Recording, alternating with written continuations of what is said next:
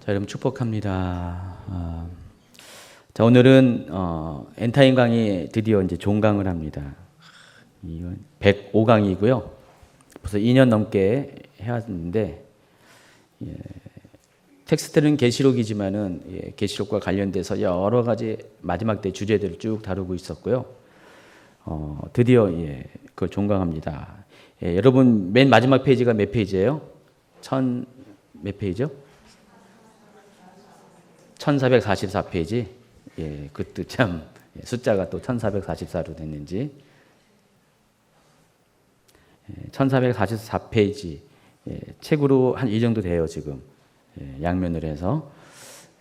시작이 반인데 벌써 끝났습니다. 끝났는데, 저도 개인적으로 이 계시록을 하면서 얻는 유익이 많이 있습니다. 뭐가 있을 것 같아요? 시대를 볼 수 있는 어떤 큰 넓은 눈이 생겼습니다. 여러분이 꾸준히 계시록을 이 엔타임 강의를 들으면은 시대가 보이는 게 사실입니다. 이 세상이 어떻게 흘러가고 있는지, 어떻게 이 마지막을 향해 나아가고 있는지, 우리가 겪고 있는 여러 가지 기독교와 관련된 여러 가지 세상의 문제들이 많이 있잖아요. 최근에 동성애 문제, 자, 이런 문제들이 지금 왜 일어나고 있는지, 또 무엇을 향해 나아가는지를 엔타임 보면 다 우리가 이해할 수가 있어요. 그래서 이 모든 것들이 하나님께서 이렇게 허락하신 그 범위 안에서 일어나는 일들입니다. 무엇이든지 하나님이 허락하지 않고서는 아무것도 되어질 수가 없습니다. 근데 왜 하나님이 왜 허락하셨는가? 마지막 심판이 가까워하기 때문에. 그래서 이 심판이 가까울수록 악은 악을 향해서 더 깊어지게 되어 있습니다. 앞으로 세상은 점점 분리되고 또 분리될 겁니다. 그래서 선한 것은 더 선하게 되고 악한 것은 악하게 되고, 믿음의 사람은 더욱더 믿음을 추구하게 될 것이고요.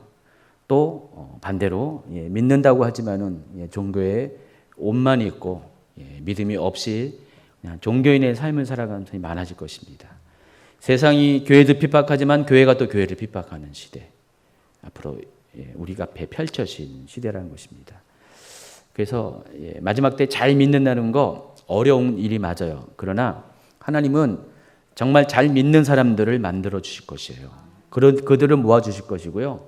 그들이 연합하게 할 것입니다. 그래서 한 번 더 하나님께서 이 세상의 추수를 위한 부흥을 허락하실 것입니다. 정말 세계적인 부흥이 한 번 더 일어나게 되면은 정말 여러분 때야말로 또 마지막인 것을 여러분이 아시기 바랍니다. 마지막이 마지막인지.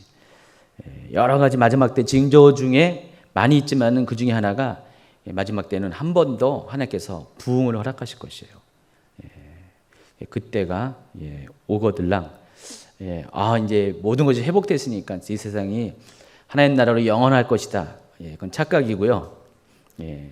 그때쯤 되면은 하나님이 정말 이제 심판이 이르렀기 때문에 하나님도 최선을 다해서 한 영혼을 구원하시고자 그런 일들을 행하신다는 것입니다.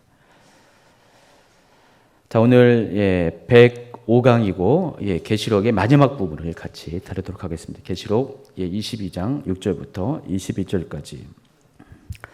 자, 6절부터 한번 같이 읽도록 하겠습니다.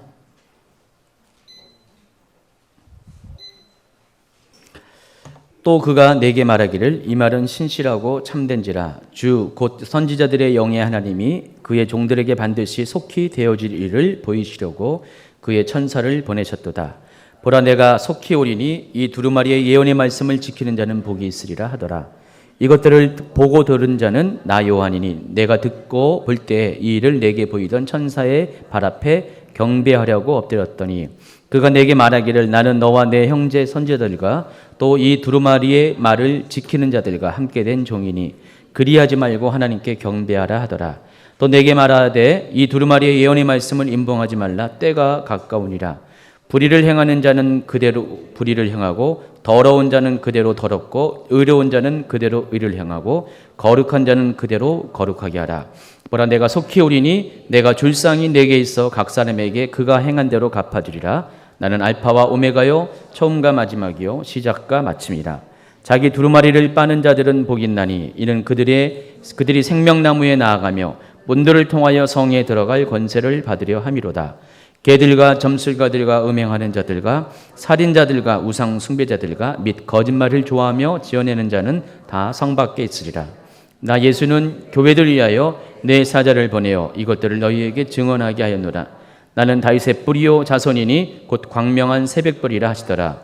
성령과 신부가 말씀하기를 오라 하시는도다. 듣는 자도 오라 할 것이요 목마른 자도 오를 것이요 또 원하는 자는 값없이 생명세를 받으라 하시더라. 내가 이 두루마리의 예언의 말씀을 듣는 모든 사람에게 증언하노니 만일 누구든지 이것들 외에 더하면 하나님이 이 두루마리에 기록된 재앙들을 그에게 더하실 것이요 만일 누구든지 이 두루마리의 예언의 말씀에서 제하여 버리면 하나님이 이 두루마리에 기록된 생명나무와 및 거룩한 성의 참여함을 제하여 버리시리라. 이것들을 증언하시니가 이르시되 내가 진실로 속히 오리라 하시거늘 아멘. 주 예수여 오시옵소서. 주 예수의 은혜가 모든 자들에게 있을지어다. 아멘. 예, 여기 11절에 다시 한번 읽어보면 불의를 행하는 자는 그대로 불의를 행하고 더러운 자는 그대로 더럽고 의로운 자는 그대로 의를 행하고 거룩한 자는 그대로 거룩하게 하라. 무슨 말씀인지 알겠죠? 예, 마지막 때는 그대로 예수님도 낫더라고 말씀하십니다. 그 이유가 심판이 때가 가까웠기 때문에 이제 남는 것은 이제 거두는 일밖에 없습니다. 그래서 하나님은 이 마지막 시대를 이렇게 허용하신다는 것을 여러분 아시기 바랍니다. 자, 오늘 말씀은 계시록의 결론이기도 하고요, 또 성경 말씀의 결론이기도 합니다. 태초에 하나님이 천지를 창조하시니라. 이 창세기 1장 1절이 이렇게 시작했다면은 이 계시록 22장 21절 특별히 20절 내가 진실로 속히 오리라 하시거늘 아멘. 주 예수여 오시옵소서. 이 성경의 마지막은 이렇게 끝나게 됩니다. 그래서 이 계시록을 쓴 저자인 요한, 실은 계시록의 저자는 요한이 아니라 예수님이시죠. 예수님이 요한을 통해서 이 글을 쓰게 한 겁니다. 그래서 이 계시록의 실제적인 저자는 예수님이신데 예수님께서 이 성경의 마지막을 기록하시면서 마지막으로 이 성경을 읽는 모든 성도들에게, 독자들에게 하고 싶으신 말씀이 바로 21절에 주님께서 20절에 주님께서 다시 오신다는 것입니다. 성경은요, 창세기부터 이 계시록까지 모든 것들이 다 무슨 얘기를 하냐면은 주님이 오신다는 얘기를 계속해서 기록하고 있습니다. 그래서 구약 성경은 그리스도의 초림에 관한 그런 이야기를 기록한 거고요. 또 신약 성경은 그리스도의 재림에 관한, 메시아의 초림과 재림에 관한 이야기를 기록한 책입니다. 그러니까 성경은 한마디로 말하면은 메시아께서, 그리스도께서 우리 가운데 오신다는 것입니다. 그래서 초림의 예수님은 우리를 죄악 가운데서 구원하시기 위해서 구원의 예수님으로 오시고, 또 재림의 예수님은 우리를 심판하십니다. 그러나 심판 너머에 또 궁극적으로 우리를 구원하시기 위해서 오십니다. 그래서 예수님의 오심은 구약 때나 신약 때나 전부 다 우리를 구원하시고자, 우리를 회복시키고자 오신 것이 예수님의 오심의 목적이라는 것입니다. 그 이야기가 3장, 요한복음 3장 16, 17절을 한번 읽어볼까요? 하나님이 세상을 이처럼 사랑하사 독생자를 주셨으니 이는 그를 믿는 자마다 멸망하지 않고 영생을 얻게 하려 하심이라. 하나님이 그 아들을 세상에 보내신 것은 세상을 심판하러 하심이 아니요 그로 말미암아 세상이 구원을 받게 하려 하심이라 그랬어요.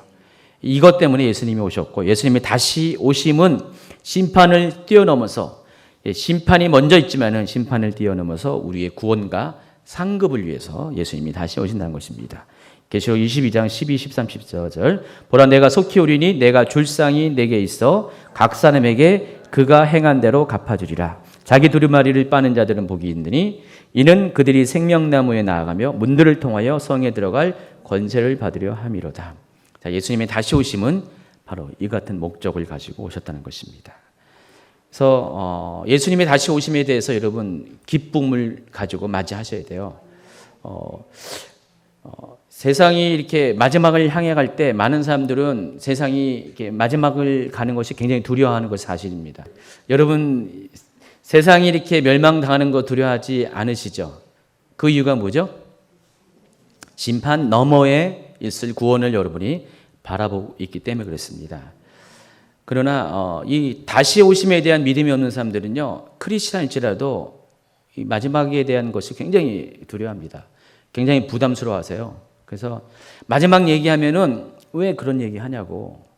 실제로 저한테 어떤 분이 그런 얘기를 하셨어요. 왜 그런 얘기를 하냐고. 왜 두려움을 갖다 주냐고. 사람들에게. 왜 마지막 때 얘기를 해가지고 사람들을 겁을 먹게 하냐고. 제가 겁먹게 하려고 한 겁니까?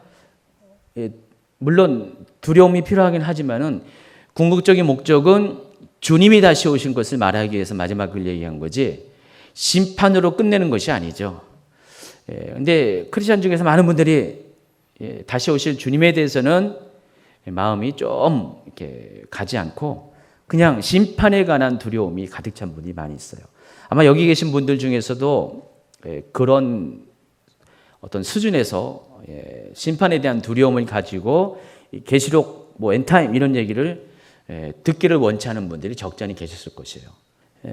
그래서 이 계시록에 관한 계시록에 쓰여져 있는 모든 내용들은요, 모든 것이 다 주님이 다시 오신 것에 대한 초점이 맞춰져 있어요.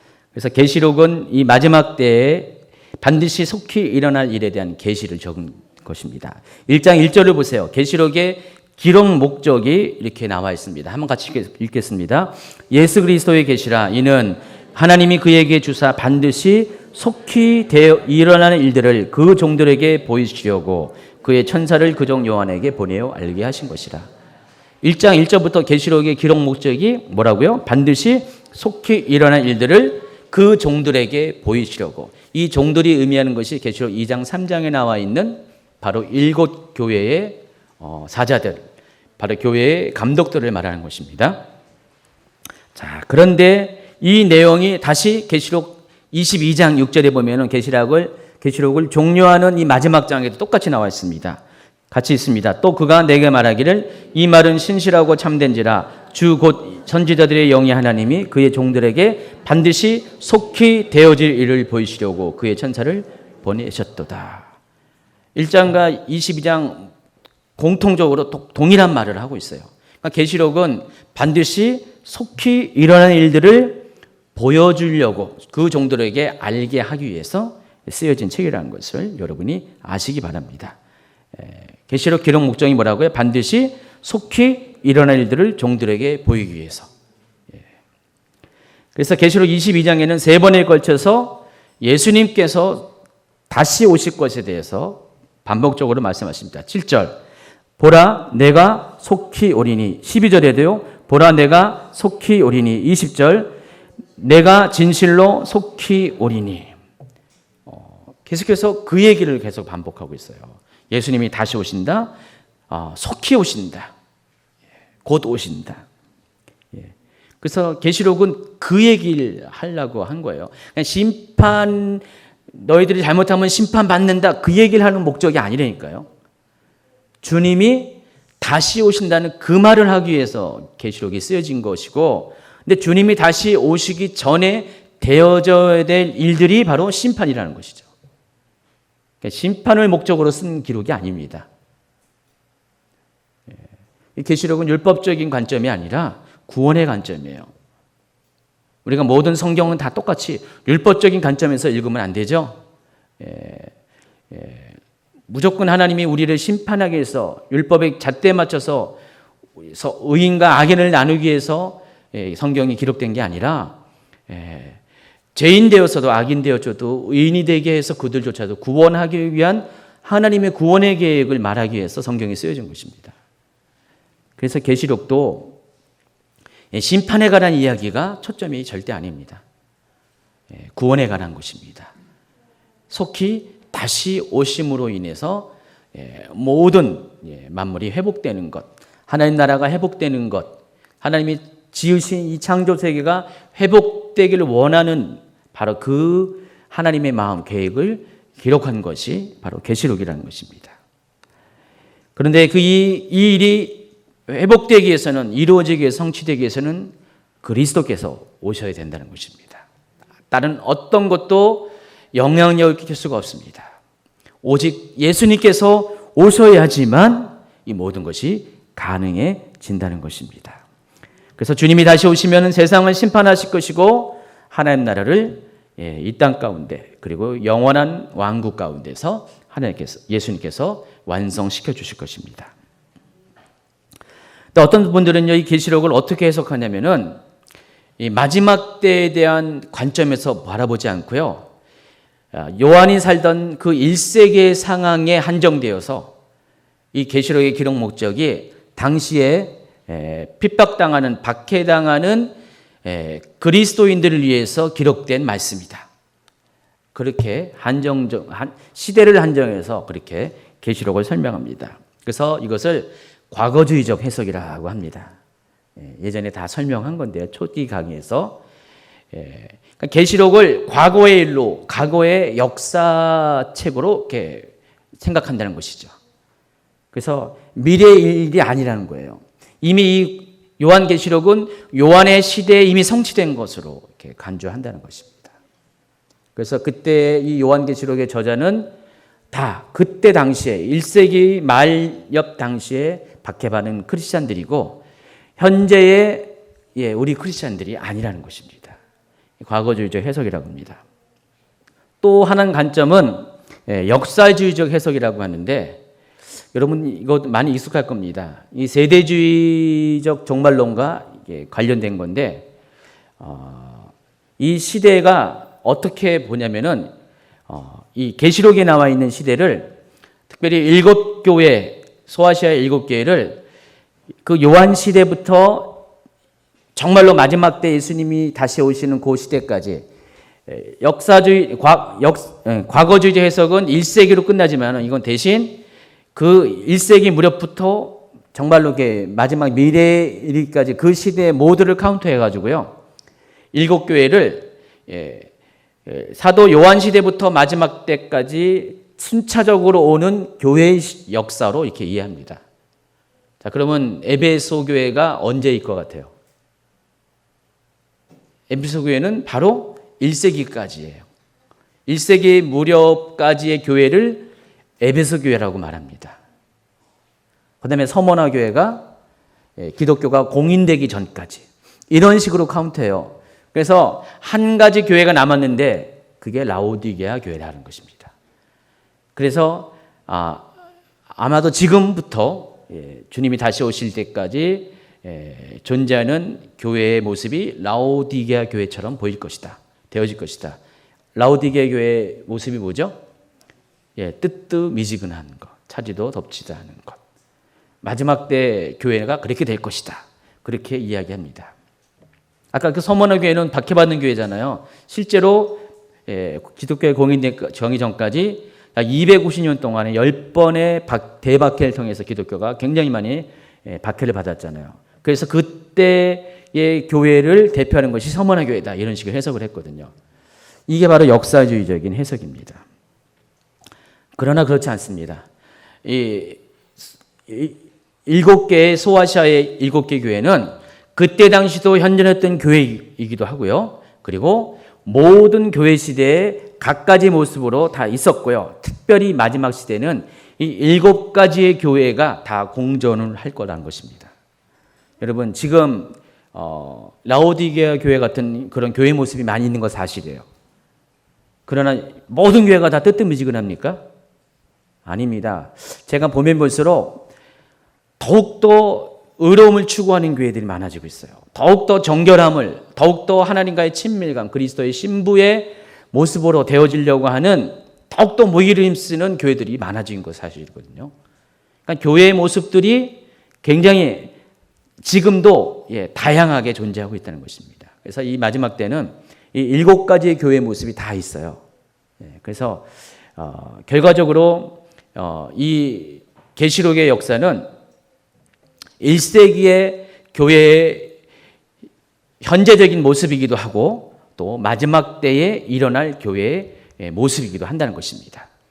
그래서 우리가 구속사라는 어떤 관점에서 구약 성경 안에 예수님의 모습이 많이 보이잖아요. 창세기 3장 15절부터 가죽옷 사건부터 시작해서 예수님의 모습이 많이 보이잖아요. 우리가 구약 안에서 예수님을 볼 수가 있어요. 여러분, 아브라함에게 찾아갔던 3명이 있었죠. 소돔과 고모라를 심판하기 위해서. 그 중에 여기 아브라함과 함께 대화했던 분이 바로 예수님이에요. 그런 식으로 구약 성경에는요, 예수님이 많이 등장하세요. 그게 이제 구속자적인 관점이라고 해요. 그래서 구약 성경을 그렇게 이해를 합니다. 마찬가지입니다. 이 계시록의 7교회도요, 똑같아요. 하나님께서 미리 보여주신 것이에요. 마지막 때의 교회가 어떤 모습으로 존재할 것을 미리 샘플로 보여준 것이 7교회라는 것입니다. 그래서 그때 역사한, 그때 존재했던 교회를 끝내는 것이 아니라 교회 시대 전 시에 단계적으로 교회가 이런 교회가 생길 것이라는 것으로 말하는 것이 아니라 마지막 때 이와 같은 교회들이 존재할 것이다. 모두 7가지의 교회의 샘플을 보여줬다는 것입니다. 그러니까 다양한 교회가 있어요. 그래서 이 계시록은 미래에 관한 미래의 마지막 때 일어날 일들에 대해서 기록한 예언적인 계시라는 것입니다. 그래서 이 요한계시록을 과거의 사건으로 이렇게 봉합하는 것은 잘못된 것입니다. 정말 우리가 마지막 때 성도들로서 들어야 될 것들을 못 듣게 하려는 사단의 계략이라는 것입니다. 이 계시록은 과거의 일로 끝나는 것이 아니라 바로 반드시 앞으로 미래에 되어질 일들을, 그것도 속히 반드시 되어질 일들을 보이시려고 예수님께서 요한을 통해서 천사를 보내서 우리에게 기록하게 하신 말씀이라는 것을 여러분이 아시기 바랍니다. 그리고 이 계시록의 핵심은 계속 얘기했습니다. 주님이 다시 오신다는 것. 이게 계시록의 주제예요. 계시록의 주제는 주님이 다시 오신다는 것. 그리고 이것이 신약 성경의 주제이기도 합니다. 근데 속히 오신다는 말씀, 내가 진실로 속히 오리라고 했는데 이 속히 오신다는 말씀을 통해서 우리가 2가지를 살펴볼 수가 있습니다. 첫 번째는 예수 그리스도의 재림의 시기입니다. 여러분, 속히 오신다고 그랬어요. 그래서 그때 당시의 사람들은요, 그대로 믿었어요. 예수님이 속히 오실 것을. 이 요한계시록이 쓰여질 때 예수님이 곧 다시 오실 것을 믿었어요. 그리고 예수님이 이 세상을 떠나가실 때도 말씀하셨잖아요. 다시 오실 것이라고. 구름 타고 올라가셨는데 그 모습 그대로 다시 오실 것이라고 그랬어요. 그래서 그를 찌른 자도 볼 것이요. 다 본다 그랬어요. 그래서 1세기의 성도들은요, 예수님이 곧 다시 오실 것을 기대했었어요. 그러면 1세기의 역사로 아마 이 세상이 다 그때 끝났을 것이에요. 그러나 그 이후로도 이 세상은 1900년을 더 진행을 했고요. 아직도 언제일지 모르지만 가까운 미래이겠지만은 아직도 우리에게 남겨진 시간이 있다는 것입니다. 근데 그때 당시는 속히 오신다고 그래가지고 그 속히를 그대로 믿었다는 것입니다.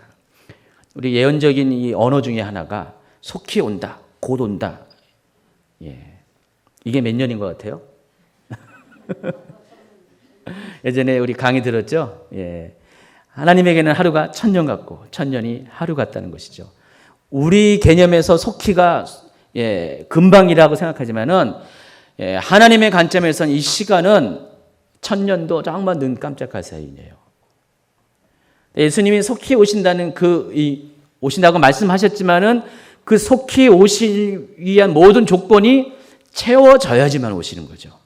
예수님이 그냥 오시는 게 아니라 모든 예수님이 다시 오셔야 될 환경이 만들어질 때 오신다는 것입니다. 그게 1년 뒤에 만들었으면 속히 오셨을 것이에요. 그러나 그런 것이 아니었죠. 그래서 예수 그리스도의 재림의 시기는 어떤 경우에도 절대적으로 하나님께서 시한부적으로 계시해 주지 않았음을 여러분이 명시하시기 바랍니다. 마태복음 24장 36절. 그러나 그날과 그때는 아무도 모르나니 하늘의 천사들도 아들도 모르고 오직 아버지만 아시느니라 그랬습니다. 예수님조차도 모르신다고 그랬습니다. 어째 예수님이 하나님과 한 분이신데 어떻게 모를 수 있을까요? 그렇죠? 여기는 언급되지 않았지만 성령님도 모르실 겁니다. 오직 아버지 하나님만 아신다고 그랬어요. 이 말은 그런 것입니다. 하나님조차도 모든 비밀을 다 아셔야 되는데 이것을 공유하지 않을 정도로 이 마지막 때를 비밀에 갖다 두셨다는 것입니다. 그 이유가 뭘 것 같아요? 그때 다 강의를 했었어요. 이 마지막 때가 시한부적으로 되어질 때에 여러 가지 문제가 있다고 설명을 해드렸어요. 우리의 믿음의 문제도 제가 제기했고요. 또 하나님의 구원의 때가 이렇게 알려지게 되면 어떻게 됩니까? 사람들이 방종하게 되고요. 그때를 맞추려고 하는 어떤 그런 움직임도 있고요. 여러 가지 이야기를 했습니다. 그래서 하나님은 시한부적인 시기는 얘기 안 했지만은 한 가지는 말씀하셨어요. 뭐 했습니까? 징조에 대한 얘기를 얘기했어요. 이 마지막 예수님이 오시는 때에 대한 재림의 시기는 그래서 징조적인 시기에 관한 계시라는 것입니다. 징조라는 것은 어떤 겁니까? 이러한 일이 일어나면은 그것을 보고 그때가 이런 줄 알라.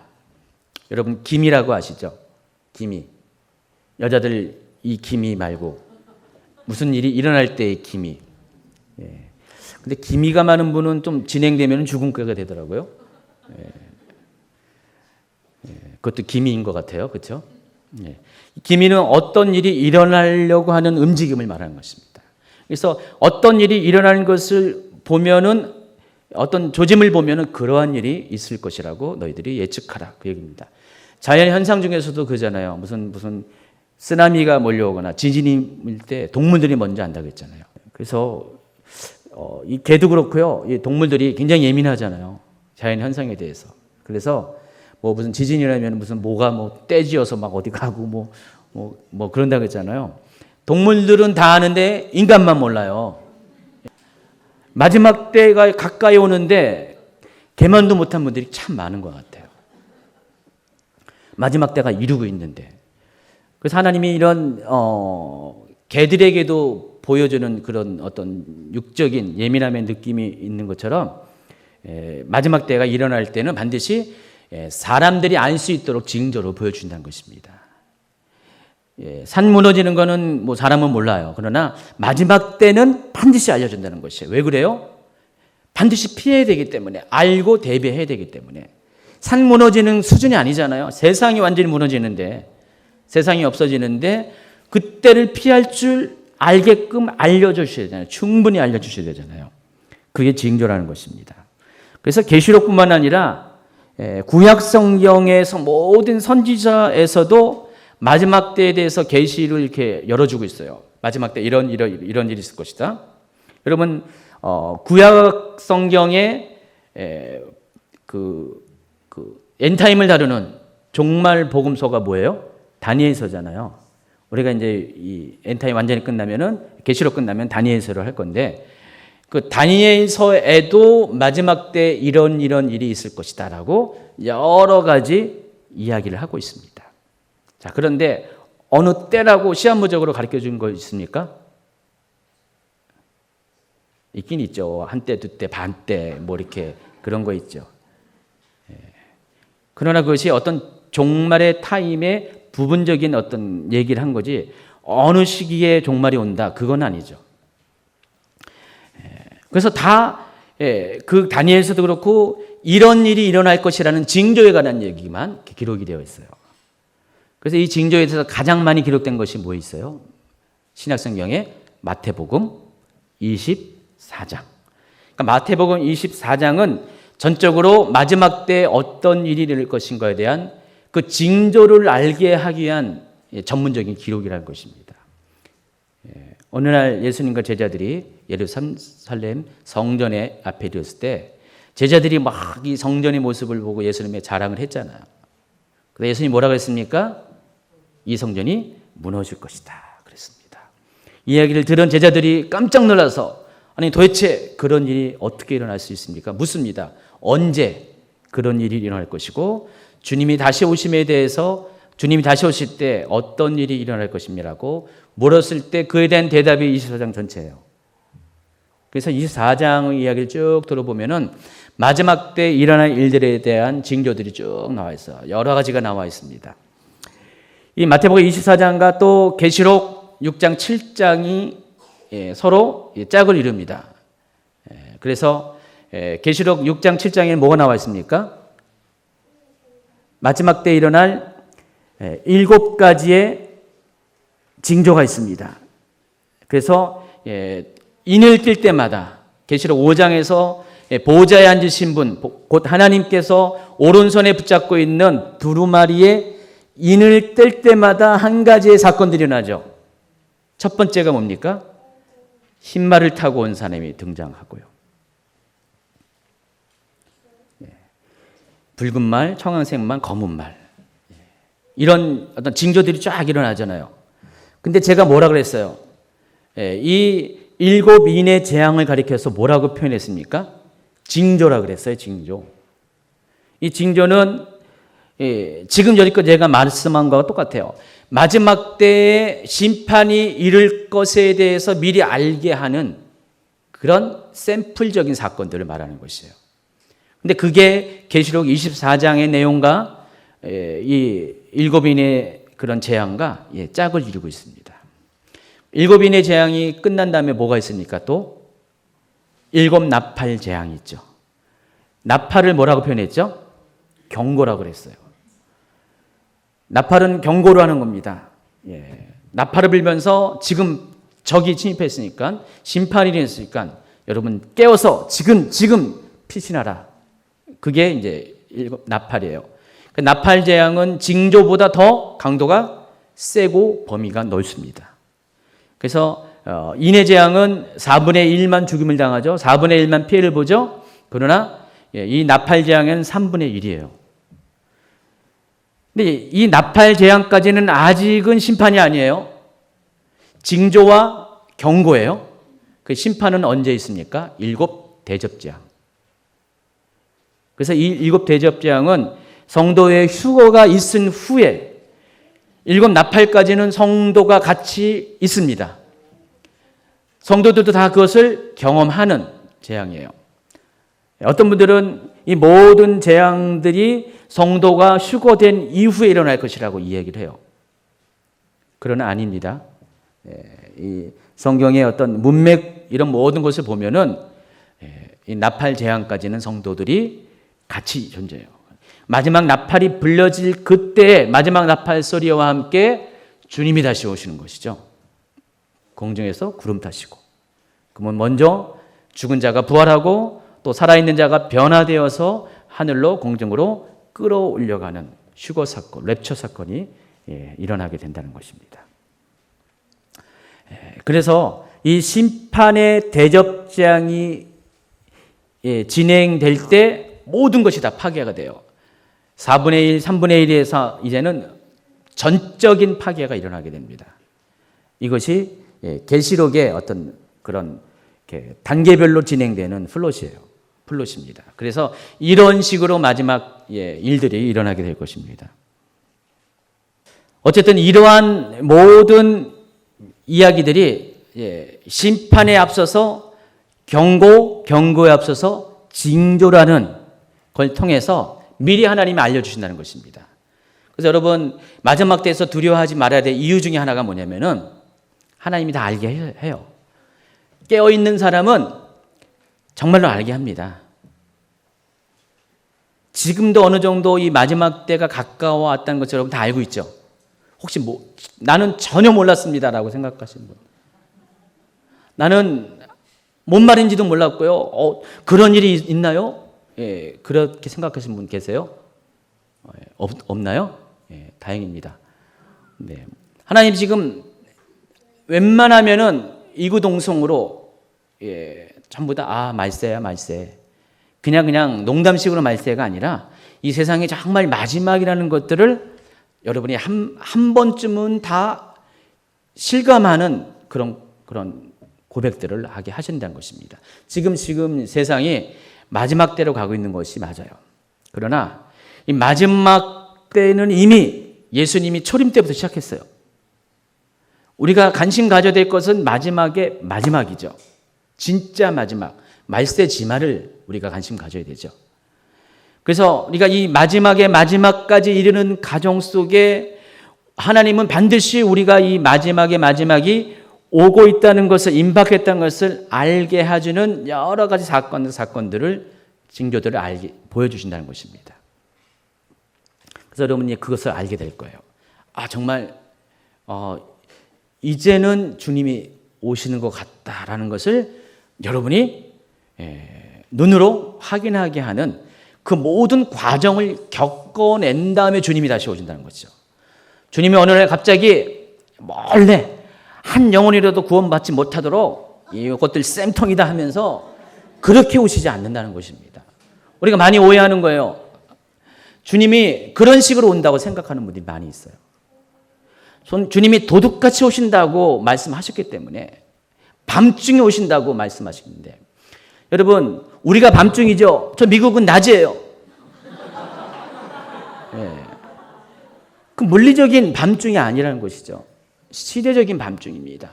사람들이 잠들어 있을 때를 말하는 것이죠.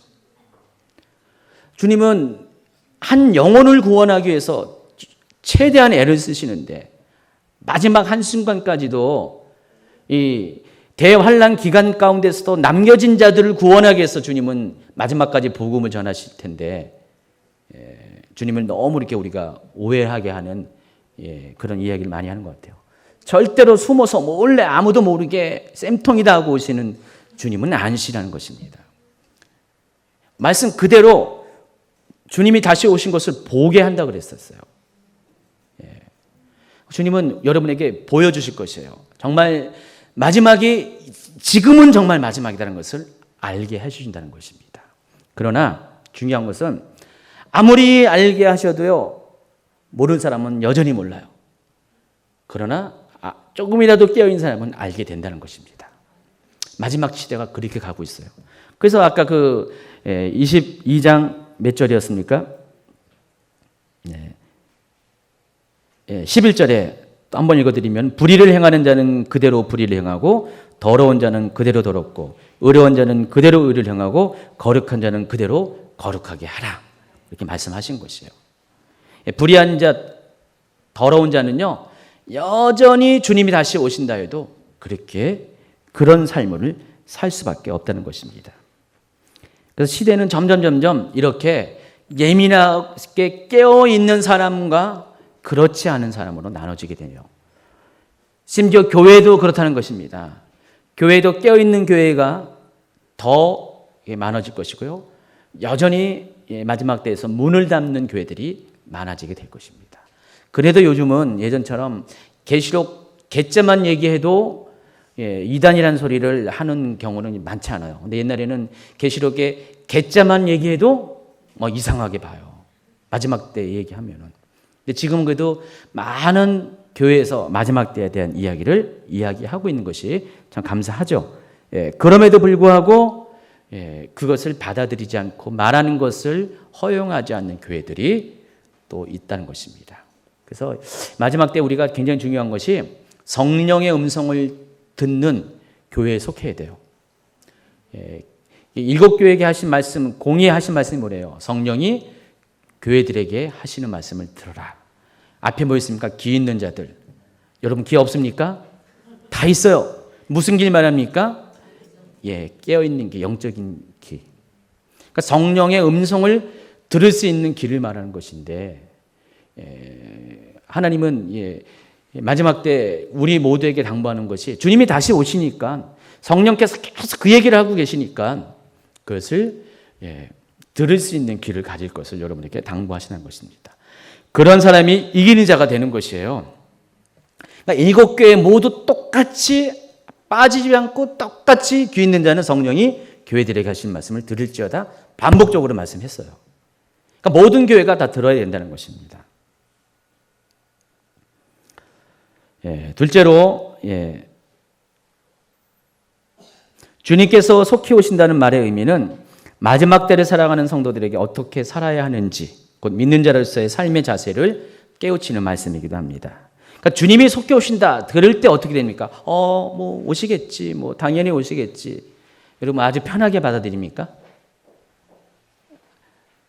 여러분이 정상적으로 하나님 말씀 안에서 성령 안에 계신다면은 주님이 속히 오신다는 말을 들으면은 어떻게 돼요? 그것이 마음에 와닿으면은 그때부터 여러분의 삶이 달라질 수밖에 없습니다. 준비할 수밖에 없어요. 평안한 삶에서 여러분 깨어날 수밖에 없다는 것입니다. 내 남편, 내 자식, 갑자기 그 생각도 나고요.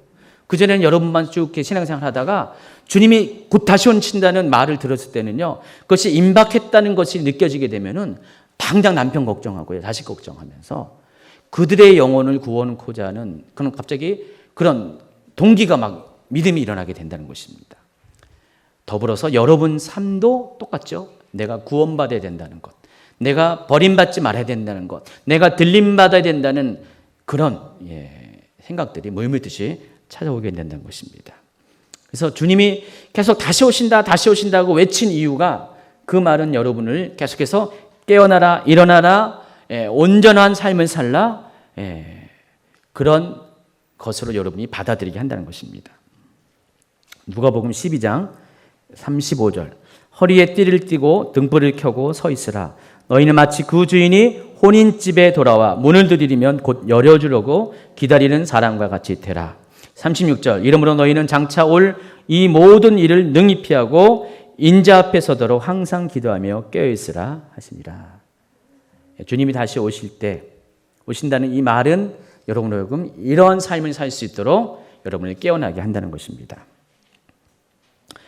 또 보니까 6절에 보니까 또 그가 내게 말하기를 이 말은 신실하고 참된지라 주 곧 성지자들의 영의 하나님이 그의 종들에게 반드시 속히 되어질 일들을 보이려고 그의 천사를 보내셨도다 그랬습니다. 속히 오시겠다는 약속의 권위에 대해서 말하는 것인데, 이 약속이 그냥 정해진 것이 아니라 이 약속은 일괄적으로 하나님의 성령께서 하신 이 이야기라는 것입니다. 그러니까 구약 성경, 신약 성경을 막론하고 성경을 기록한 분이 누구십니까? 성령님이시잖아요. 성령님이 40여 명의 저자들에게 영감을 주셔서 그들이 영감을 받고 성경을 기록했습니다. 성경의 저자는 성령님이세요. 근데 그 성령님께서 신구약 성경 모두 통틀어서 계속해서 말씀하셨다는 것입니다. 여기 보니까 주곧 선지자들의 영의 하나님, 이게 좀 이렇게 번역이 좀 어렵죠. 여러분 이것을 어떻게 이해했어요? 그래서 여러분이 이해하기 편하게 제가 세 번역, 이것도 완벽하지는 않은 것 같은데 이 세 번역은 이렇게 번역했습니다. 이 말씀은 믿음직하고 참되다. 예언자들에게 영을 내려주시는 주 하나님께서 자기의 종들에게 곧 일어날 일들을 보여주시려고. 여기서 제가 가로 열고 예언에 가로 닫고 영 이렇게 했습니다. 그러니까 예언자들에게 예언을 하게 하신 분이 누구라고요? 하나님이신데 뭘 보내주셔서? 예언의 영을, 선지자의 영을 주셔서. 그래서 이 선지자들의 영의 하나님이라는 것은 바로 그런 뜻이에요. 이해하시겠죠? 선지자들에게 예언의 영을 보내어 주셨던 그 하나님, 그 하나님께서 반드시 속히 되어질 일들을 보이시려고 그의 천사를 보내셨다는 것입니다. 그런데 이 일이 바로 옛적의 구약의 선지자들에게 말씀하시고 그들을 사용하셔서 말씀하고자 했던 그 내용 그대로 지금도 역시 동일한 하나님께서, 동일한 성령님께서 동일한 말씀을 하시는데 그것이 바로 주님이 속히 다시 오시겠다는 것입니다. 그래서 이 주님이 다시 속히 오시겠다는 말씀은 예수님이 계시록에서 그냥 순간적으로 하신 말씀이 아니라 이미 오래전부터 계속해서 하신 말씀이고 또 그 말씀이라는 것을 여러분이 아셔야 됩니다. 계시록 22장 10절, 또 내게 말하되 이 두루마리의 예언의 말씀을 임봉하지 말라, 때가 가까우니라. 임봉하지 말라는 이유가 때가 가깝기 때문이라고 했습니다. 근데 성경에는요, 임봉할 것이 있고 개봉할 것이 있습니다. 다니엘서 보세요. 12장 4절. 다니엘아 마지막 때까지 이 말을 간수하고 이 글을 봉함하라. 많은 사람이 빨리 왕래하며 지식이 더하리라 그랬습니다. 지금 다니엘에게 다니엘서를 통해서 마지막 때에 대한 계시를 하나님이 주셨어요. 아까 뭐라고 했어요? 이 다니엘서가 구약의 종말서라고 했어요. 그래서 이 다니엘서는 종말에 관한 이야기를 기록한 책이에요. 그 요한계시록을 기록하기 한 600년 전부터 쓰여진 책이지만은 그 다니엘 시대에 관한 이야기가 아니에요. 전반부는 다니엘 시대의 역사를 다루고 있고 후반부는 마지막 때 되어질 일을 기록하고 있습니다. 그래서 여러분 다니엘서를 보면은요 계시록과 유사점이 너무 많은 것을 알 수가 있습니다. 다니엘서에도요 인자가 나오고요 예수님이 나오고요 거기 보좌에 계신 하나님이 나오시고요 거기에 또 뭐가 나오면 적그리스도가 나오고요 또 계시록에 있는 것처럼 42개월 3년 6개월에 대한 그런 이야기가 나오고요 그런 것들이 다 나오고 있어요. 그래서 이 다니엘서를 보면 깜짝 놀랍니다. 어떻게 그 오래전에 쓰여진 이 이야기가 지금 마지막 때 일어날 엔타임에 관한 이야기를 담고 있는지 깜짝 놀랄 때가 많습니다. 근데 그 이야기를 썼는데 다니엘에게 뭐라고 했냐면은 이 글을 봉함하라 그랬습니다. 열지 말라 그랬습니다. 열지 않은 이유가 보이지 않게 하기 위해서. 누구와 함께 보이지 않으려고요? 이 글을 읽는 대상이 누구였어요? 그때 당시에? 유대인들이었어요. 그러니까 유대인들에게는 이 마지막 때 된 계시가 열려지면 안 된다는 것입니다. 그러니까 그때까지는 이 마지막 때 된 계시가 열려지지 말고 언제 열려집니까? 많은 사람이 빨리 왕래하며 지식이 더할 그때. 여러분 많이 들어봤을 것이에요. 이 다니엘서 12장 4절을 어떤 목사님들이 막 설교하면서 저도 옛날에 좀 들은 것 같은데 이 많은 사람이 빨리 왕래하며 지식이 더하리라는 이 그때가 바로 지금 시대에 성취되었습니다. 라면서 목사님들이 많이 얘기했잖아요. 실제적으로 이 많은 사람이 빨리 왕래하며 지식이 더하는 때가 지금의 시대인 거 맞아요. 결과적으로 이 다니엘에 나타나 있는 이 마지막 때에 대한 비밀은 그때는 봉함이 되고 사람들에게 알게 해서는 안 되고 마지막 때에 오픈되어야 된다는 것입니다. 그때 알아봤자 소용없어요. 그때는 마지막이 아니기 때문에. 정작 필요한 것은 마지막 때에 이 글이 알려져야 되는데 바로 지금 그것이 열려질 때가 됐다는 것입니다. 이 말은 뭐냐면은 그것을 듣는 대상이 누구라고 했어요? 유대인들이에요. 그러니까 지금은 유대인들도 이것을 들을 때가 됐다는 것입니다. 그 얘기예요. 그래서 유대인들이 들을 때가 됐다는 것은 곧 다시 말해서 지금이 바로 마지막 때가 되었다는 것입니다. 그러나 예수님은 요한에게 요한계시록은 임봉하지 말라 그랬습니다. 왜 그랬습니까? 바로 그때가 이미 마지막이 시작되었기 때문에. 바로 그때 이미 마지막을 알리는 이 시계가 카운트가 됐기 때문에 종말의 세계가 움직였기 때문에 그때는 임봉하지 말라고 말씀하십니다. 계시록 22장 10절 또 내게 말하되 이 두루마리의 예언의 말씀을 임봉하지 말라 때가 가까우니라. 때가 가까웠기 때문에 이제는 적극적으로 열 것을 명하십니다.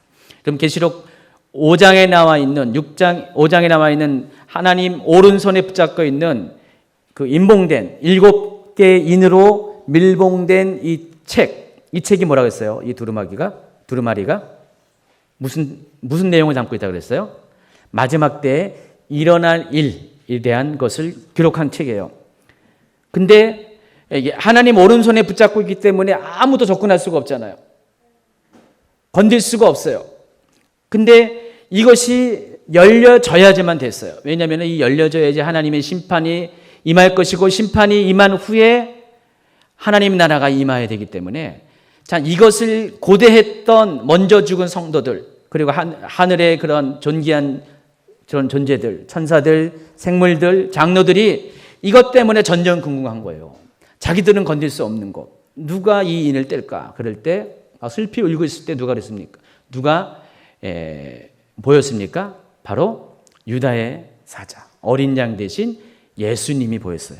그러니까 오직 예수님 외에는 이 인봉을 뜰 수 있는 사람이 없는데 예수님이 나타나셨고 마침내 그 예수님이 인봉을 딱 뜨게 되는데 첫 번째 인이 떼어지니까 흰말이 등장하고 이런 식으로 6장부터 계시록이 진행이 되거든요. 바로 그 두루마리의 예언의 말씀이 말합니다. 그래서 그것이 전부 다 이렇게 열려졌어요. 지금까지 보여졌습니다. 그리고 나서 지금 말씀하시는 거예요. 이 예언의 말씀은 절대로 다시는 인봉하지 말라 그랬습니다. 이 말은 뭐예요? 모든 사람에게 최대한 알릴 수 있도록 하라는 것입니다. 그래서 계시록은요, 인봉된 책이 아닙니다. 드러난 책이에요. 어떤 분들은 계시록을 요한 묵시록이라고 얘기합니다. 이 묵시록이라는 것은 잘못된 것입니다. 묵시록이라는 건 뭐예요? 제가 설명했듯이 되도록이면은 알지 못하게 하기 위해서 마치 비밀처럼 알 사람만 알기 위해서 그런 어떤 상징과 어떤 비밀 부호를 가지고 쓰여진 것이 묵시입니다. 여러분 옛날에 홍길동 아시죠? 홍길동이 이런 식으로 말하면 묵시책이나 마찬가지죠. 그 세대를 비판하기 위해서 그래서 알 사람은 다 알잖아요. 뭐 사시남정 같은 거 알 사람은 다 아는데 정작 모를 사람은 또 모르잖아요. 그러나 그 은유 속에 그 상징 속에 그 시대를 비판하고 이 왕권을 비판하는 그런 내용이 써 있습니다. 그래서 많은 분들이 이 요한계시록을 묵시문학으로 봐요. 그래서 이 묵시문학은 유대인들만 알게 하기 위해서 고난당하는 유대인들만 맞는 코드로 맞춰서 상징을 맞춰서 집어넣은 거다. 그래서 로마 사람들은 모르게 하기 위해서 다른 사람들은 모르게 하기 위해서 드러나지 않게 해서 쓰여진 것이 요한계시록이라고 얘기하는데 절대 아닙니다. 요한계시록은 묵시가 아니라 계시입니다. 드러내기 위해서 많은 사람들이 알게 하기 위해서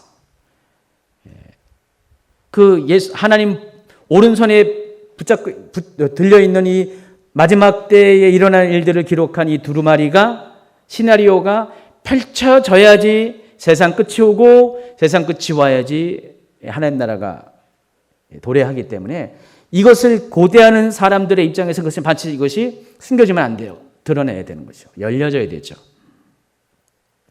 그래서 예수님은 이 부분에 대해서 절대로 이 예언의 말씀을 임봉하지 말라는 것을 경고를 하고 있다는 것입니다.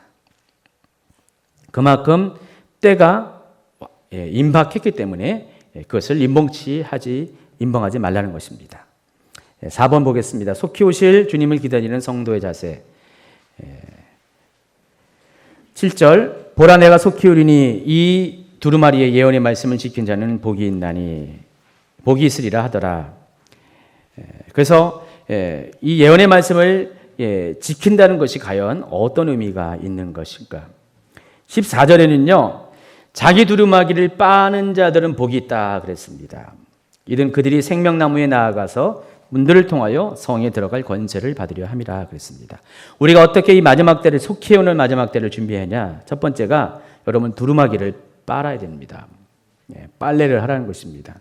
이 두루마기가 성경에는 뭐로 나왔습니까? 19장 8절 그에게 빈다고 깨끗한 세마포옷을 입도록 허락하셨으니 이 세마포옷은 성도들의 옳은 행실이라 그랬습니다. 이 세마포옷이 두루마기입니다. 흰옷이라고 말합니다. 하나님은 우리에게 흰옷을 입혀줬어요. 언제 입혀줬습니까? 예수 그리스도의 보혈로 여러분이 그 보혈을 의지해서 예수님을 영접할 때, 그리스도를 영접할 때 여러분에게 흰옷을 입혀줬어요. 그런데 이 흰옷이 그대로 가는 것이 아니라 시간이 갈수록 여러분의 행실로 인해서 더러워지죠. 그럼 어떻게 돼요? 더러운 옷은 빨아야 돼요. 이 빠는 게 뭐죠? 회개라고 합니다.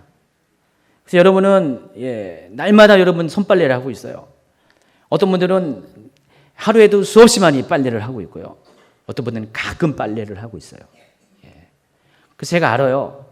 빨래를 하다 지친 분들이 눈에 띄거든요. 맨날 회개하고 힘든 삶을 살다가 지친 분들이 있고요. 그럼 빨래를 많이 한 거예요. 근데 어떤 분은 항상 해피해요. 항상 기쁨이 넘치고 감사해요. 빨래할 일이 별로 없으니까 힘들지 않으니까. 그러니까 죄를 안 지었으니까. 어쨌든 주님 오실 때까지 우리는 계속 이 작업을 계속 할 수밖에 없어요. 주님 다시 오시면 더 이상 빨래할 일이 없습니다. 이 흰옷은 그대로 유지될 것이에요. 우리가 지금 당장 죽어서 천국 가도 더 이상 빨래할 일은 없어요. 그러나 육신을 갖고 있는 한 이 육신이 우리를 자꾸만 더럽히기 때문에 빨래는 해야 된다는 것입니다. 그래서 성도의 첫 번째 삶은 두루마기를 빠는 삶이 되고, 이 빠는 삶은 사는 사람이 복 있는 사람이고요. 그리고 이 두루마기는요, 마지막 혼인잔치인 천년왕국에 들어갈 때 반드시 입어야 될 예복입니다. 여러분, 천년왕국을 성경에서는 뭘로 비유하죠? 마태복음도 그렇고 복음서도 그렇고 다 뭐라고요? 혼인잔치로 비유합니다. 혼인잔치. 그래서 계시록 19장에 보면은 어린 양의 혼인잔치가 가까이 오고 있다고 우리 보고 준비할 것을 명령합니다. 어린 양의 혼인잔치는 아마겟돈 전쟁이 있은 후에 세상이 멸망한 뒤에 곧 이어서 도래하는 1000년 동안의 그리스도의 지상왕국을 말하는 것입니다. 이게 혼인잔치예요. 예수님은 영원한 하나님 나라에 들어가기 전에 먼저 단계를 거쳐서 성도들을 혼인잔치에 초대하고요. 거기서 정말 참된 신부를 다시 한번 정결하게 하고 또 신부인 것을 확인하는 작업을 거칩니다. 또 한 번. 그리고 난 다음에 곡과마국의 전쟁을 통과한 성도들이 영원한 왕국에 들어가는 것입니다. 혼인잔치는 그리스도와 함께 지상에서 살게 되는 것입니다. 그때 되면 천국은 비어 있어요. 천국에 올라갔던 모든 이미 죽은 성도들은 이미 다 부활을 하고 공중에서 그리스도와 다시 한번 재회를 한 다음에 천년왕국의 시민으로 펼쳐질 그 땅 가운데 살게 됩니다. 그러니까 천년 동안의 천국은 사람들은 없어요. 공동화 현상이 일어납니다. 지옥은 꽉 차 있을 것이고요. 바로 직전에 어떻게 돼요? 천년왕국 직전에 완전히 악인들이 다 멸망했기 때문에 지옥은 완전히 포화 상태고요. 천년왕국은 싹 빌 거예요. 천년왕국이 아니라 천국이. 그리고 그 모든 천국 백성들이 천년왕국에서 살게 됩니다. 그래서 그 기간 동안이 혼인잔치 시간이라는 것입니다. 근데 거기에는 아무나 들어간 것이 아니에요. 예복을 입은 사람만이 들어간다는 것입니다. 혼인잔치는 반드시 예복을 입은 사람만이 들어갑니다. 마태복음 22장, 임금이 손님들을 보러 들어올세 거기서 예복을 입지 않은 한 사람을 보고 이르되 친구여 어찌하여 예복을 입지 않고 여기 들어왔느냐 하니 그가 아무 말도 못하거늘 임금이 사람들에게 말하되 그 손발을 묶어 바깥 어두운 데에 내던지라. 거기서 슬피 울며 이를 갈게 되리라. 바깥 어두운 데가 어디라고요? 맞습니다. 이 지옥입니다. 혼인잔치에 예복을 준비하지 못한 사람들은 천년왕국에 못 들어가고요. 지옥에 들어갑니다. 계시록 19장 7절 우리가 즐거워하고 크게 기뻐하여 그에게 영광을 돌리세 어린 양의 혼인기약이 이르렀고 그의 아내가 자신을 준비하였으므로 그에게 빛나고 깨끗한 세마포 옷을 입도록 허락하셨으니 이 세마포 옷은 성도들의 옳은 행실이로다. 그래서 우리는 반드시 천년왕국에 들어가기 위해서는 이 옷을 입어야 되고 또 좀 전에 했지만은 옷은 더럽힐 수 있기 때문에 주님이 다시 오시기 전까지는 이 옷은 반드시 빨아야 된다는 것입니다. 요한복음 13장에서 예수님은 아주 중요한 말씀하셨어요. 시몬 베드로가 이르되 주여 내 발뿐 아니라 손과 머리도 씻어 주옵소서. 예수께서 이르시되 이미 목욕한 자는 발밖에 씻을 필요가 없느니라. 온몸 깨끗하니라 너희가 깨끗하나 다는 아니라 하시니라 그랬습니다. 그래서 예수님이 우리에게 완전히 목욕시켜 주셨습니다. 예수님의 보혈로 우리를 목욕시켜 주셨고 흰옷을 입혀 주셨습니다. 그 다음에 해야 될 것이 뭐라고요? 더럽히진 그 부분만. 여기서는 발이라고 했는데 이 발이 의미하는 게 뭐죠? 우리의 행위를 의미하는 것이에요. 그러니까 우리의 행위가 더럽혀졌다. 그것을 계속 빠는 작업을 여러분 하셔야 돼요. 이게 회개라는 것이죠. 그러니까 주님 오실 때까지 우리는 주님 앞에 모든 더러워진 것들을 다 회개하는 시간을 보내야 돼요. 아마 그럴 거예요. 지금 여러분 상태를 보면은 어제도 회개했고 오늘도 회개했는데 나는 여전히 이렇게 지금 또 죄를 짓고 있잖아요. 여러분 지금 회개하면서 또 죄를 짓는 이유가 있습니다. 정신을 못 차렸기 때문에 그래요. 근데 마지막 때가 되잖아요. 여러분 걱정하지 마세요. 정신 차릴 겁니다. 여러분 지금 삶이 느긋하잖아요. 아무런 일이 없잖아요. 그러니까 여러분 자체가 정말 이렇게 특별한 몇 사람 빼고는 긴장돼서 죄를 안 지려고 하는 그런 삶을 살 수가 쉽지가 않아요. 예. 그러나 정말 마지막 때가 되면요, 여러분 긴장 안 할 수가 없어요. 그냥 여러분 앞에 속속들이 막 이런저런 징조가 보이는데요. 막 여러분 앞에 그런 해와 달과 별들이 막 변화무쌍하게 막 어떤 하늘의 징조로 막 나타나죠. 인해 재앙 가운데 있잖아요. 마태복음 24장에 나와 있잖아요. 그런 것들을 다 목도하는 거예요. 지금 쓰나미가 이 정도인데 이제는 그냥 앞으로 이제 쓰나미가 지금의 10배 정도 높아져 가지고 막 이렇게 한번 해보세요. 그거 보고 여러분 마음 편하게 여전히 죄 짓고 살 수가 있을 것 같아요? 안 그래요. 예, 그때가 되면은 여러분 제정신이면은요, 깨어 있을 수밖에 없어요. 초긴장 상태. 여러분 군대 안 가보셨죠, 여자분들? 군대 가면은요, 군인으로 살 수밖에 없어요. 날마다 그냥 시간이 군인의 삶을 요구하는 그런 어떤 환경이 있기 때문에 그래서 군인이 될 수밖에 없어요. 그러나 군복을 벗고 예비군 계급장 하나 딱 달면 그때 어떻게 돼요? 완전히 그렇게 살아버리죠. 예비군들 보면은 뭐라 그러니까 야비군, 계비군 뭐 하면서 완전히 절도는 일반 군대 안 간 사람보다 절도가 더 없어요. 더 완전히 그렇게 살죠. 그렇게 달라집니다. 그래서 여러분 하나님이 그때가 되면 여러분을 정신 차리게 할 거예요. 그래서 지금 여러분 그것 때문에 너무 스트레스 받지 마시고요. 실수할 수 있고 여러분 죄 지을 수 있어요. 그에 무관하고 무시하는 삶이 아니라 그때가 되면 하나님이 여러분 정신 차리게 만들 것이에요. 그러나 지금 여러분 삶 가운데 지금 할 수 있는 최선을 여러분 또 다해야 돼요. 100% 여러분이 뭐 이렇게 깨끗한 삶을 살 수 있다는 건 솔직히 이론적으로 가능할지 모르지만 현실적으로 불가능한 것을 여러분 아실 겁니다. 그래서 일단은 깨어 있는 것이 여러분 하여금 이 마지막을 준비하게 하기 때문에 늘 깨어 있는 것에 대해서 많이 신경을 쓰시고, 실은 이 모든 율법적인 어떤 우리가 이 기준보다도 더 중요한 것이 주님과 친밀하잖아요. 주님을 사랑하면은 뭐 이런 거 율법적인 거 별 필요 없어요. 그 사랑 때문에, 사랑이 정답이라고 했잖아요. 제가 설교 가운데 사랑이 답이기 때문에 사랑하면은 다 한다고 했잖아요. 철부지도 누구를 사랑하면은 완전히 요조승려가 되고요. 다 된다고 말씀드렸잖아요. 그래서 여러분 이 주님을 더욱더 사랑하세요. 뜨겁게. 마지막 때를 이길 수 있는 한 가지 비결은 성령이 교회들에게 하신 말씀을 듣고 더욱더 주님을 뜨겁게 사랑하세요. 그러면 마지막 때 더럽힐 일이 거의 없을 것입니다.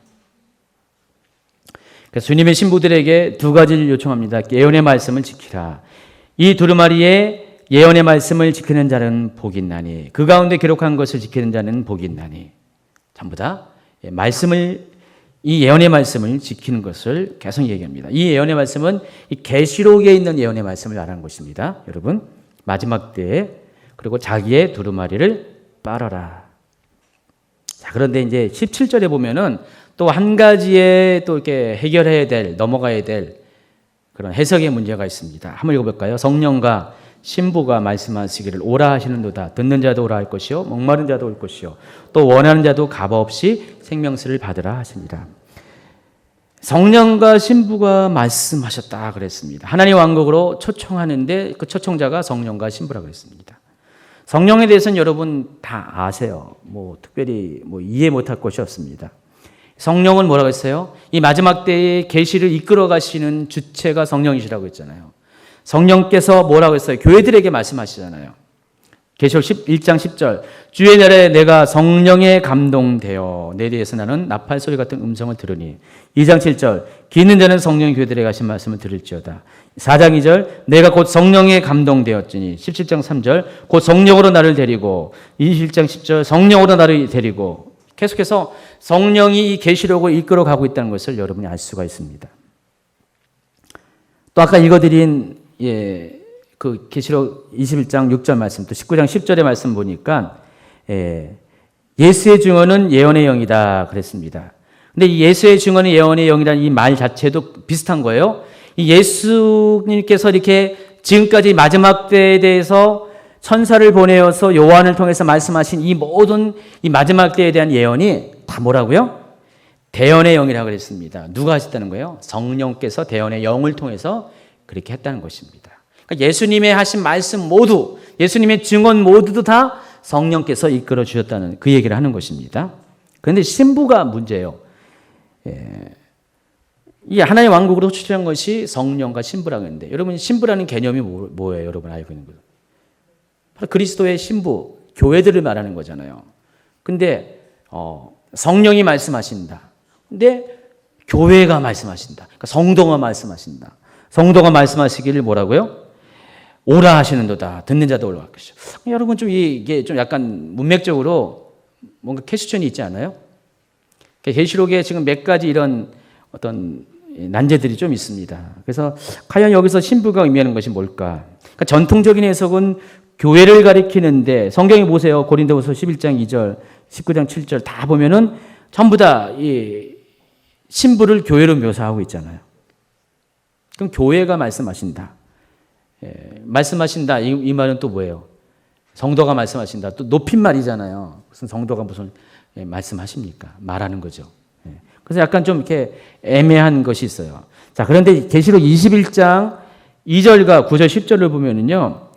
지난 강의 가운데 몇 번 전에 강의 가운데 설명한 건데 2절 보세요. 또 내가 보매 거룩한 성 새 예루살렘이 하나님께로부터 하늘에서 내려오니 그 준비한 것이 신부가 남편을 위하여 단장한 것 같더라. 9절에 보니까 이리 오라 내가 신부 곧 어린 양의 아내를 내가 보이리라 하놓고 뭘 보였습니까? 하늘에서 내려오는 거룩한 성 예루살렘을 보여줬어요. 그래서 여기 계시록에 보면은 신부를 또 뭘로 묘사합니까? 거룩한 성 새 예루살렘으로 묘사합니다. 그래서 이 두 가지의 다른 해석을 하고 있어요. 신부에 대해서. 성경은요, 그리스도의 정결한 신부로서의 성도들도 신부라고 얘기하고요. 그리고 하나님께서, 예수님께서 그 신부된 성도들을 위해서 준비한, 아주 정결하게 준비한, 단장한 그 새 예루살렘 성, 그들이 살아갈 성도 신부라고 설명을 하고 있습니다. 그런데 그 신부가 오늘 말씀하는 거예요. 마지막 때에 대한 당부를 하고 있다는 것이다. 성령과 더불어서 신부가 말씀하시기를 오라, 이리로 오라 했습니다. 그럼 그 신부가 과연 뭘까요? 그래서 우리가 이 부분을 어떻게 해석해야 되냐면은 전통적인 이 신부의 해석으로 여러분이 일단은 받아들이시기 바랍니다.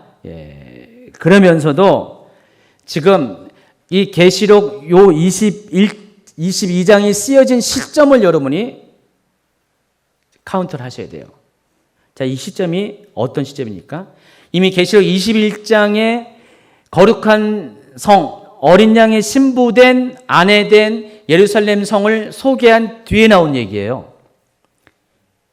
눈치 빠른 분들은 아시겠지만은 이미 그 거룩한 성에 대해서 신부로 소개했고, 그리고 원래 성경에서 신부로 얘기한 그리스도의 신부로 얘기한 교회들이 그 성 안에서 지금 살게 되는 것이죠.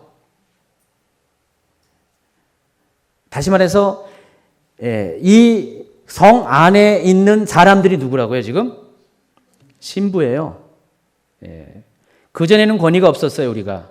그러나 거룩한 성 예루살렘에 거하는 사람이 된 이후로부터는 우리는 그런 권위의 사람으로 존재가 바뀌었다는 것입니다. 지금 그들이 말하는 것이에요. 그 성으로 오라고요. 목마른 자도 다 오라는 것입니다.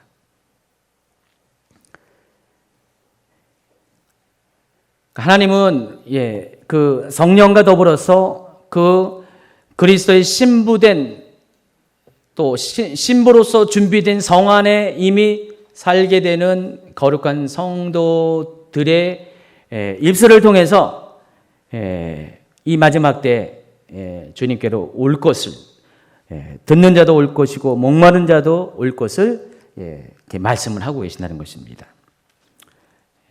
그래서 먼저 듣는 자를 오라 하시고 또 목마른 자를 오라 하십니다. 그래서 우리가 이 마지막 때에 대해서는 모든 말씀이 똑같지만은 들어야 되고요. 또 말씀에 대해서 목마름을 가져야 된다는 것입니다.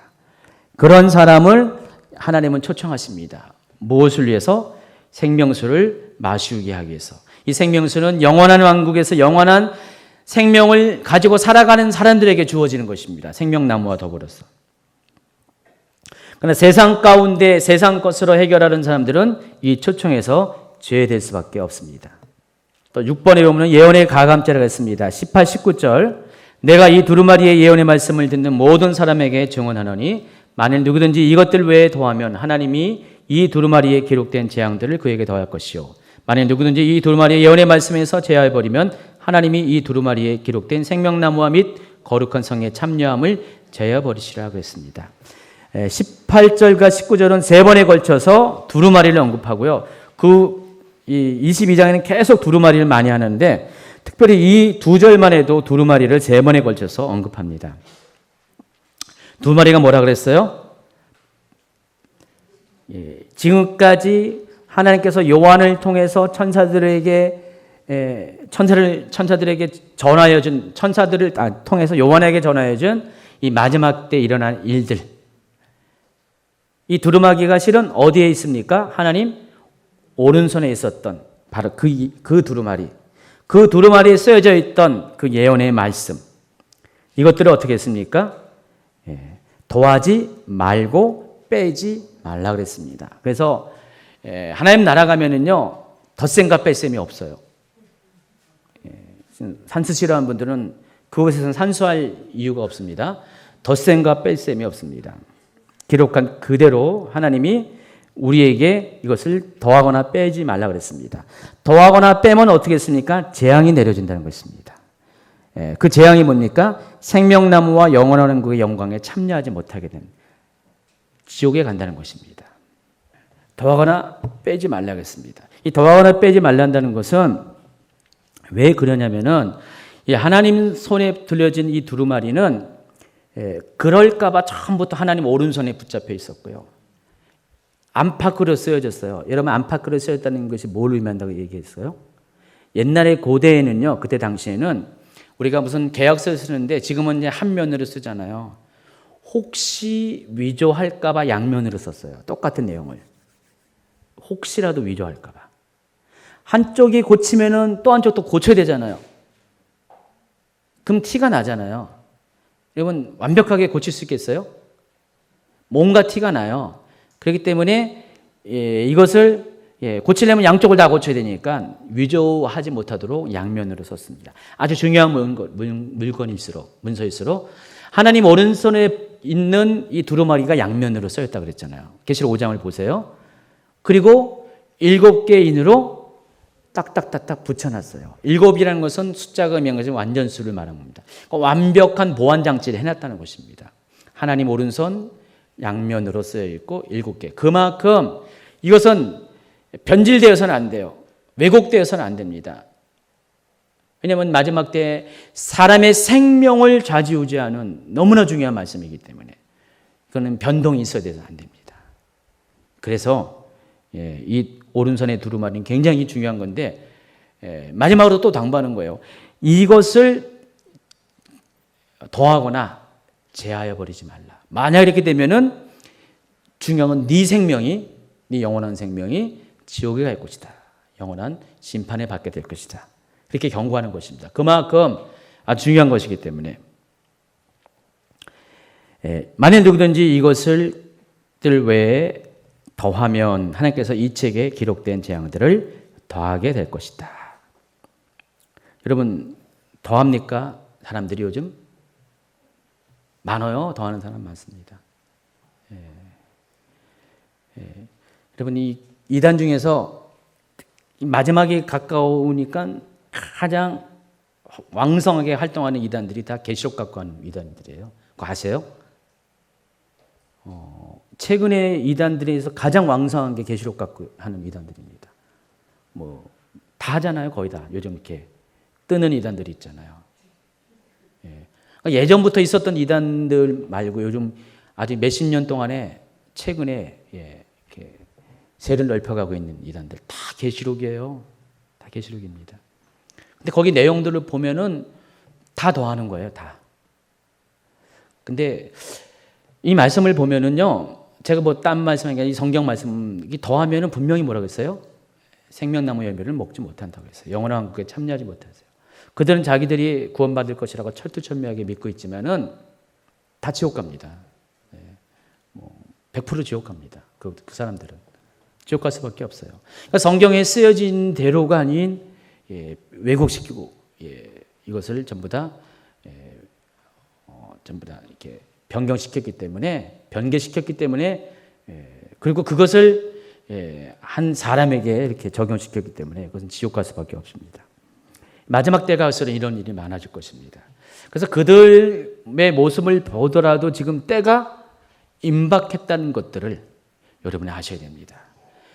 마태복음 24장에서는 거짓 그리스도들과 거짓 선지자들이 많이 나오는데 우리 거짓 선지자들이 많이 나온다는 그 표현 안에서 지금 그런 일들이 너무 많아지고 있잖아요. 하나님 말씀이 아닌 것 하나님 말씀이라고 말하는 그런 분들, 그런 사람이 너무나 많이 있습니다. 또 이 말씀을 제하여 버린다 그랬습니다. 제하여 버리는 건 누가 할 것 같아요? 기독교 안에서 제하여 버립니다. 더하는 것은 기독교 밖에서 사이비 유사 이단들이 이렇게 더하고요. 제하는 것은 정통 교단 안에서 이것들을 많이 제하여 버린다는 것입니다. 하나님이 말씀하셨는데 이걸 전부 다 어떻게 돼요? 상징으로 또 아까 얘기했잖아요. 과거주의적 해석으로 미래에 일어날 마지막 때에 대해 일로 보지 않고 이미 종결된 것으로 보면서 이 계시록 자체에 대한 권위를 다 빼버려요. 핵심적인 것들을 다 빼버리고 중요한 것들을 다 빼버립니다. 그래서 계시록을 어떤 묵시문학으로 이해하려고 하면서 계시록이 주는 그런 마지막 때 영적인 권위들을 전부 다 제하는 일들이 많이 있다는 것입니다. 요한은요, 이것이 너무나 중요하기 때문에 반복적으로 앞과 뒤로 계속 얘기하고 있잖아요. 주님이 속히 오실 일을 전하게 하기 위해서. 왜냐하면 때가 가깝기 때문에. 1장 1절에도 얘기했고요. 그 말씀을 듣는 자, 읽는 자, 지키는 자가 복이 있다라고 계속 말씀하셨고, 복이 없는 사람은 어떻게 돼요? 지옥 갈 수밖에 없고, 지옥 가는 사람이 되잖아요. 그래서 계속 그 얘기하고 22장에도 계속 줄기차게 그 얘기를 계속하는 거예요. 일관적으로 얘기하는 것입니다. 강조하고 있는데 이것을 엉뚱한 시대의 사건으로 그냥 돌려버리고 하나님 말씀을 애매모호하게 만드는 것. 이것은 이 두루마기의 말씀을 제하해버리는 것입니다. 그래서 우리가 이런 것들을 하는 일들을 굉장히 조심하셔야 돼요. 그래서 여러분 계시록은 있는 그대로 믿어야 돼요. 일단은 문자적으로 굉장히 여러분 이것들을 받아들여야 되고요. 또 문자적으로만 받아보면 안 돼요. 상징도 있기 때문에. 그래서 이 계시록의 전체적인 이 맥을 가지고 구조를 가지고 어느 것이 문자로 풀 것인가 어느 것이 상징으로 풀 것인 것을 여러분 잘 정리하면서 이미 제가 중간중간에 다 얘기해 줬어요. 정리하면서 이것들을 일단은 기본적으로 문자적으로 여러분이 이해를 하셔야 된다는 것입니다. 결국은 종합적이지만은 그래서 하나하나 버릴 게 없어요. 왜 이렇게 오래 걸렸어요? 이 계시록 강의가? 그걸 다 세밀하게 하나하나 다 하느라고 걸렸어요. 때로는 이해 못할 것도 있었어요. 여기가요. 제가 풀어지지 않는 계시도 있었고, 근데 감사하게도 이번 강의할 때는 거의 대부분 하나님 풀어주셔가지고 그거 다 설명을 했습니다. 그래서 이런 것들을 꼼꼼하게 이 계시록은 다 여러분이 살펴봐야 됩니다. 결론을 내리겠습니다. 계시록은요, 문맥을 따라서 이해해야 됩니다. 여러분, 문맥이 말하는 거 아시죠? 문장의 어떤 흐름을 말하는 것입니다. 마지막 때 어떻게 마지막에 심판이 시작되고 어떻게 종결되는가를 그 흐름을 따라서 이렇게 기록을 한 것이에요. 많은 분들이 이것을 이렇게 이해하지 않으면은 어떻게 됩니까? 부분에만 이렇게 치우쳐요. 또 한 부분에 가지고 그걸 가지고 어떤 특별한 사건과 연결해 가지고 해석을 해요. 적용을 해요. 반드시 문제가 생길 수밖에 없습니다.